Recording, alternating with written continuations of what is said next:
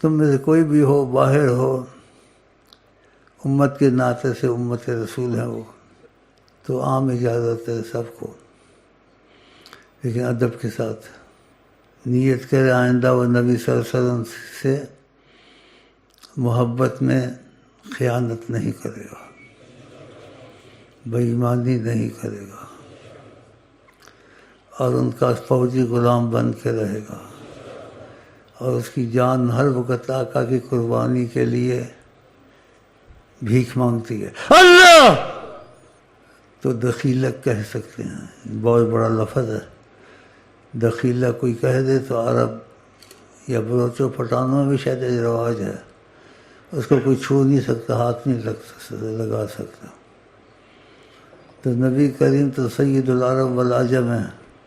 اگر وہاں تم دخیلک تم ہو گئے، نیت سچی تھی، تم کو کائنات کی کوئی طاقت نہیں ہٹا سکتی، نہ چھو سکتی۔ قرآن رحمت رب کا ذکر کیا کرو تاکہ لوگوں کو بھی رغبت ہو۔ تو جیسے میں دخیلک ہوا ہوں الحمدللہ دنیا آخرت میں، ایسے آپ کو بھی دخیلک کرنا چاہتا ہوں، یہ ایک طریقہ۔ دوسرا مرضی ہے، اگر اس کا عقیدہ ہے یا نہیں ہے، لیکن اس کی مرضی ہے کہ شیخ کو آقا جی نے رکھا ہوا ہے، تو وہاں جا کے دخیلک کہے وسیلت شیخ سے،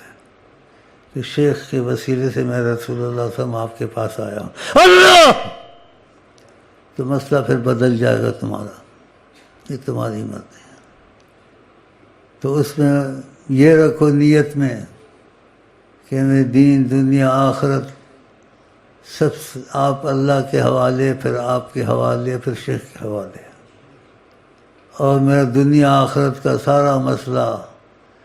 خدا نے حل کرنا، لیکن وسیلہ آپ کو رکھا ہے،